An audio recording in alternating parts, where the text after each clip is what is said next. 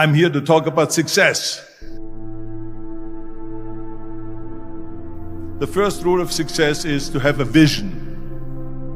You see, if you don't have a vision of where you go, and if you don't have a goal where you go, you drift around and you never end up anywhere. I mean, as you know, I was born in 1947 in Austria after the Second World War. So I was very fortunate that I stumbled onto my vision. And I didn't really like Austria when I grew up. I couldn't wait to get out of there. I couldn't see myself becoming a farmer or a worker in a factory or anything like that. Even though my parents wanted me to stay there and have a normal life. But that was their vision, not mine. My vision was totally different. I felt that I was born for something special, for something unique, for something big.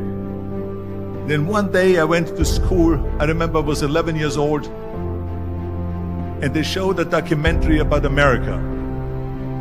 And there they showed in this documentary the huge skyscrapers, the high-rises, the huge bridges, the 6-lane freeways, and all of this stuff. And I said to myself, that's where I want to be.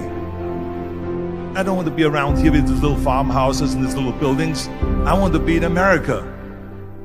One day after school, I walked by a store in Graz. So I went inside and I looked around, and then I saw a magazine.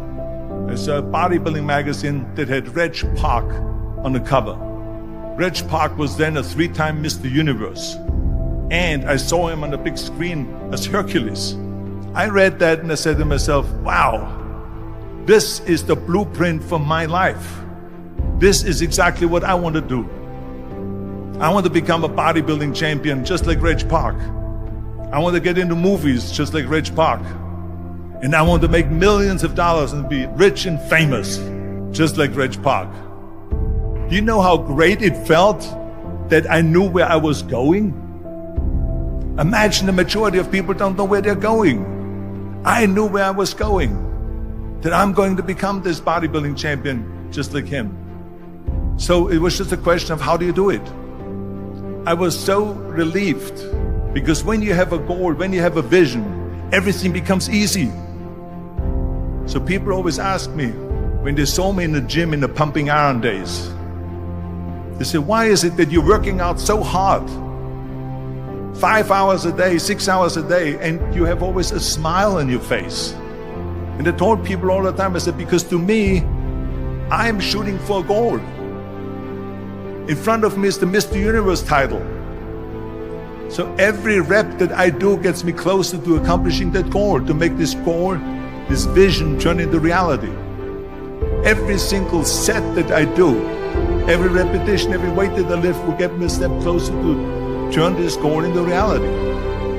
So I couldn't wait to do another 500-pound squat. I couldn't wait to do another 500-pound bench press. I couldn't wait to do another 2,000 reps of sit-ups. I couldn't wait for the next exercise. At the age of 20, I went to London and I won the Mr. Universe contest as the youngest Mr. Universe ever. And it was because I had a goal. So let me tell you something, visualizing your goal and going after it makes it fun. You got to have a purpose no matter what you do in life. You got to have a purpose. 74% hate their job in America.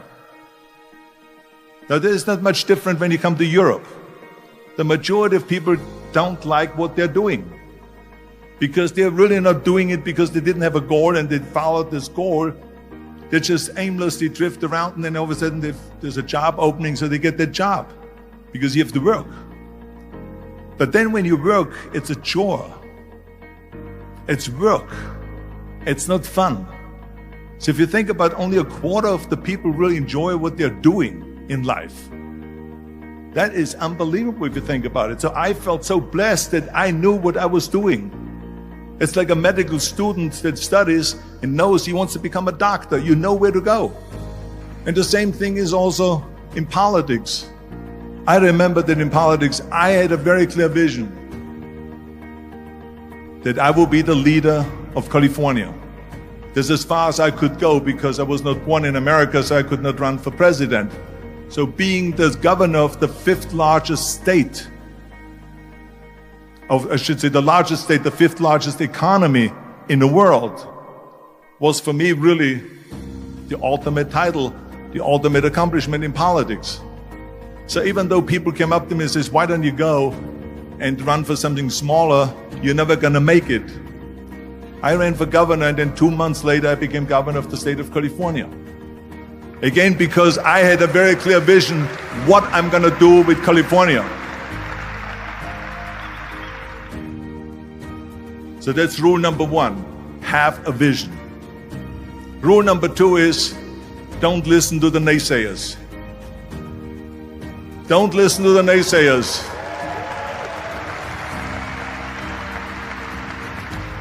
Everything I ever did, the thing that I heard out of people's mouth was, that's impossible. That can't be done. Or no. That is exactly what I heard, and of course I proved to the people that it can't be done. So whenever someone said to me, it can't be done, I heard, it can be done.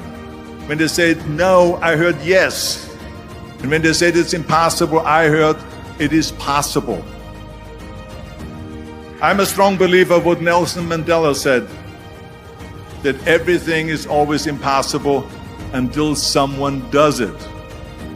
Well, I'm going to be the one, I said to myself, I'm going to do it and I'm going to show it to them. Maybe it has never been done before. That's perfectly fine with me. But I'm going to do it. And I did not listen to the naysayers. It's all about the hard work that you put in.